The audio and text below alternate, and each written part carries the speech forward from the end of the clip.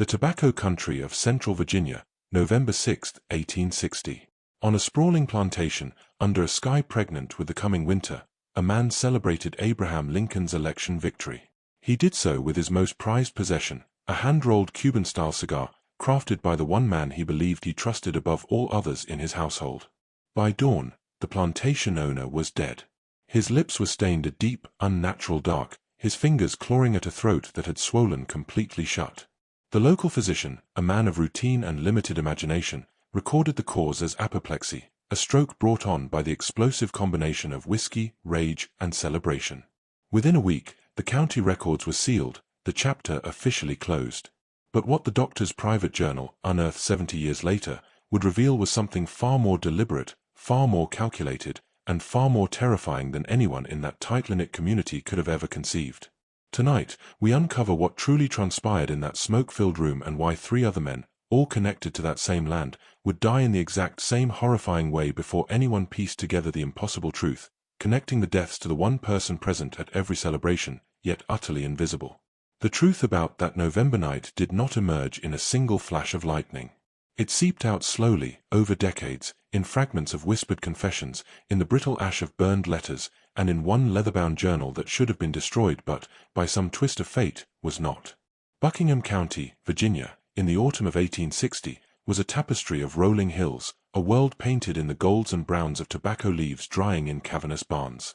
This was the heart of Virginia's tobacco belt, where colossal fortunes were built on the bent backs of enslaved men and women, where a man's honor was measured by the quality of his crop. The air itself seemed perpetually thick with the sweet, earthy scent of curing leaves, a constant reminder of the wealth being wrung from the rich, dark soil. The Havford plantation was a kingdom unto itself, sprawling across 12,200 acres of this prime farmland. A grand, 3-story Georgian manor with stark white columns stood on a gentle rise, a monument to a prosperity built on human bondage. Behind it, a different world existed. The Quarters, a small village where nearly 90 enslaved people lived, their lives governed by the ringing of a bell, their nights filled with whispered conversations and secrets guarded with one's life. Colonel Marcus Havford, at 53, ruled this domain with an iron fist cloaked in a thin veneer of velvet. He was an imposing figure, his sharp blue eyes missing nothing. He prided himself on being a progressive owner. He didn't use the whip as freely as his neighbors, he claimed. He permitted small garden plots and the occasional Sunday of rest. These minor mercies, he believed, made him an enlightened man, a beacon of southern gentility. But beneath the velvet was unyielding steel. For insolence, laziness, or any hint that the people he owned might possess a mind of their own, punishment was swift, public, and brutal. A rail-thin overseer named Silas Portwood administered these sentences with a chilling, mechanical efficiency, his face a blank mask. In the complex hierarchy of the Havford plantation, one man occupied a singular, precarious position. His name was Benjamin, though everyone called him Benj. Born on this very land 34 years earlier, he had been chosen by the colonel as a boy for his quick mind and steady hands. The colonel had trained him in the intricate art of tobacco preparation, a skill that could take a lifetime to master. Benj moved like a shadow through the great house. With light brown skin and thoughtful, watchful eyes, he was easy to overlook, his quiet demeanor a carefully constructed shield. He rarely smiled, but he never scowled. He flowed through the plantation like water, finding the path of least resistance, drawing no attention to himself. Always watching. Always listening. The colonel trusted Benj in a way he trusted no one else, not even his own wife. Benj had access to the colonel's private study, his humidor, his world. He knew precisely which leaves to select, how to age them, how to add that subtle hint of rum that the colonel so favored. He knew his master's tastes better than anyone. What the colonel never knew, what he could never have conceived, was that Benj could read. His mother, Celia, had taught him in secret, using a battered Bible and scraps of newspaper pulled from the trash. Knowledge, she had whispered to him before fever took her, is the most dangerous thing a slave can possess. Swear you will never show it. Benj had kept that promise. After her death, he continued his education in stolen moments, devouring any printed word he could find. He read about the roiling debates in Congress, studied maps of free states, and, most crucially, found a medical text in the colonel's own library. There, by faint candlelight, he memorized the properties of poisons.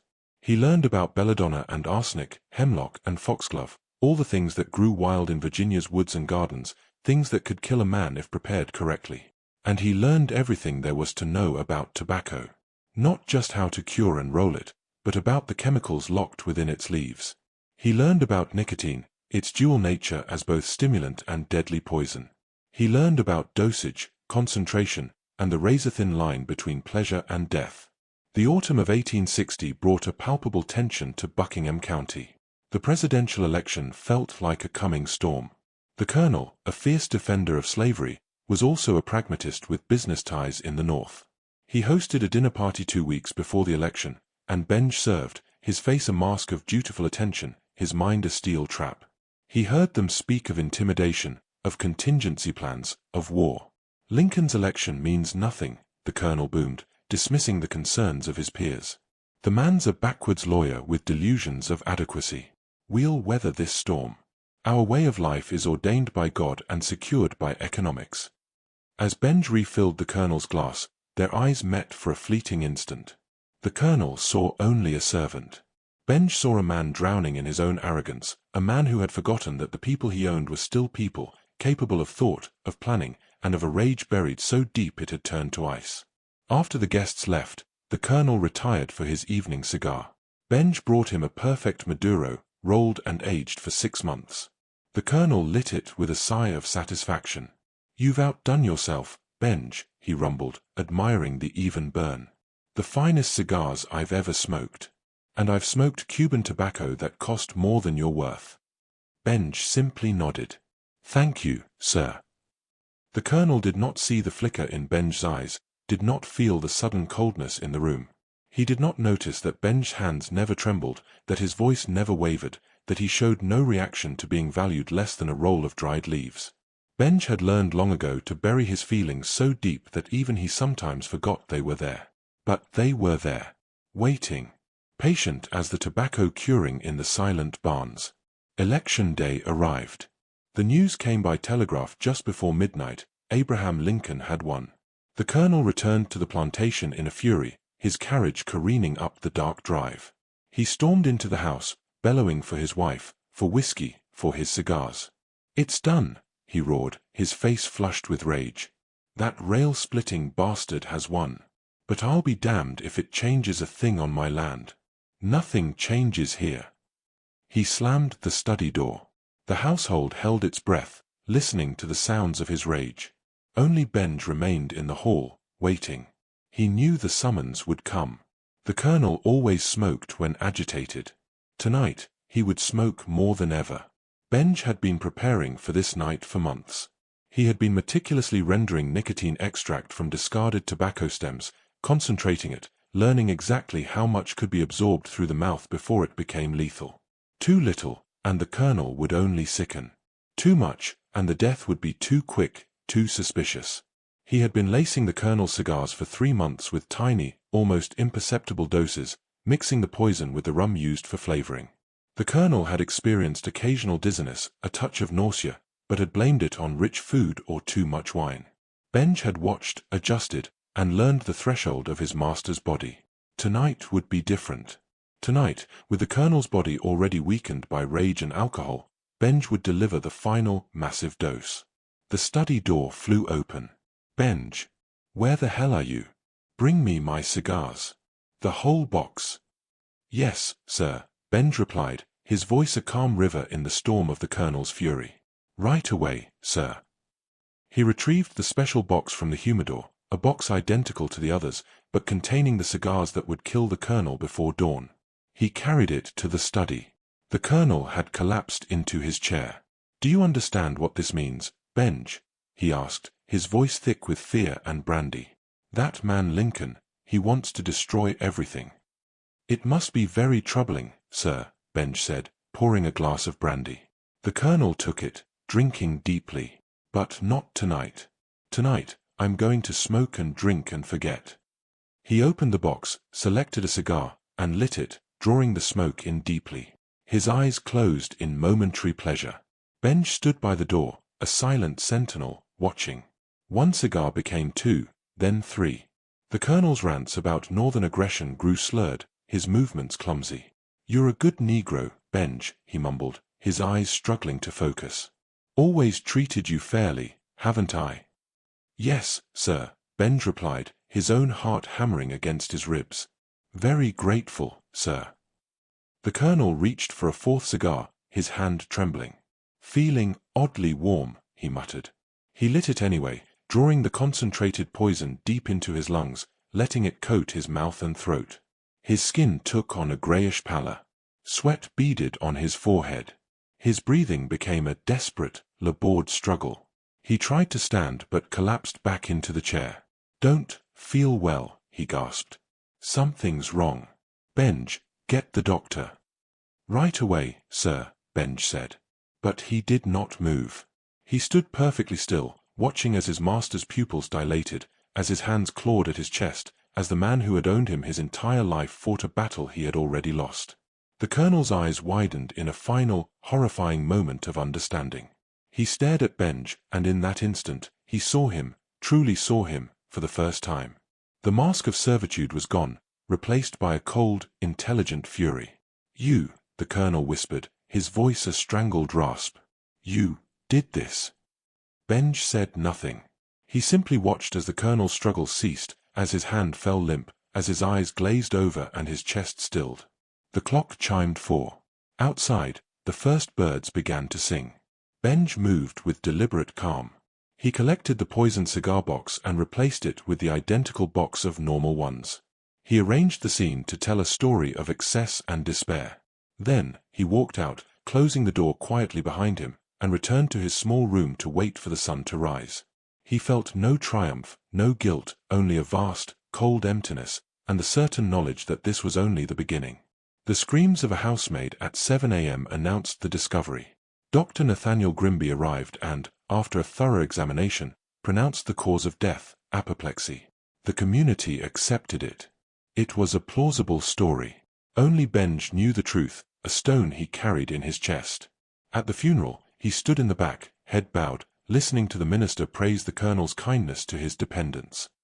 He listened to the description of a man who bore no resemblance to the one who'd told Benj he was worth less than a cigar. In the months that followed, the plantation drifted. Virginia seceded. War came. Catherine, the colonel's widow, decided to sell the land and flee to Richmond.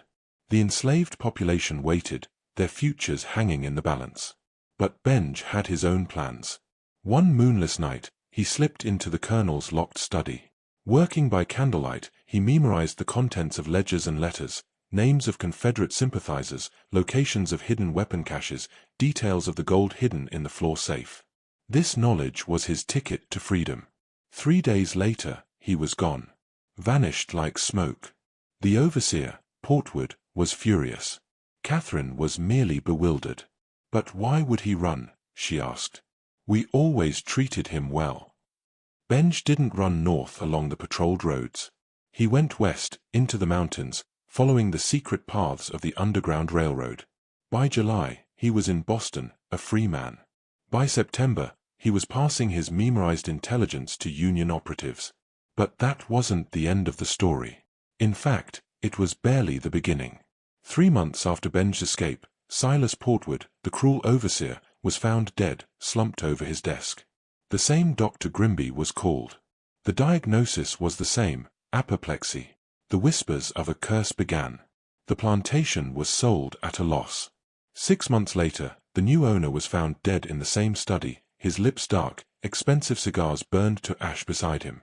Dr. Grimby, deeply troubled now, noted the chilling pattern in his private journal. 3 men, 3 identical deaths. He confided his suspicions to the sheriff, who suggested bad air in the study. They aired the room, burned sulfur, found nothing. The property changed hands twice more. One owner sold quickly. The other died in his own home in Richmond, but the attending doctor there noted symptoms of chronic nicotine poisoning. By 1863, the Hafford plantation was spoken of as a place of death. Dr. Grimby, haunted, wrote in his journal, "I am increasingly convinced that the deaths are not natural. The symptoms are consistent with nicotine poisoning, but at concentrations that should not be possible. Could the cigars themselves have been deliberately tainted? But by whom? I am left with an impossible conclusion, that one of his servants somehow learned to weaponize tobacco. Did the poisoner return? Or did he leave something behind? He was right. Before his escape, Benj had not just prepared cigars for the colonel. He had prepared a dozen boxes. Cigars infused with concentrated nicotine, at levels just below immediately lethal, but high enough to kill slowly, over time. He had hidden them throughout the plantation, in the humidor, in the overseer's office, in hidden compartments. Every man who took ownership of the Hafford plantation inherited not just land and buildings, but a slow-acting poison, hidden in plain sight, disguised as a luxury. Each cigar they lit was a step closer to the grave. It was a perfect, patient revenge.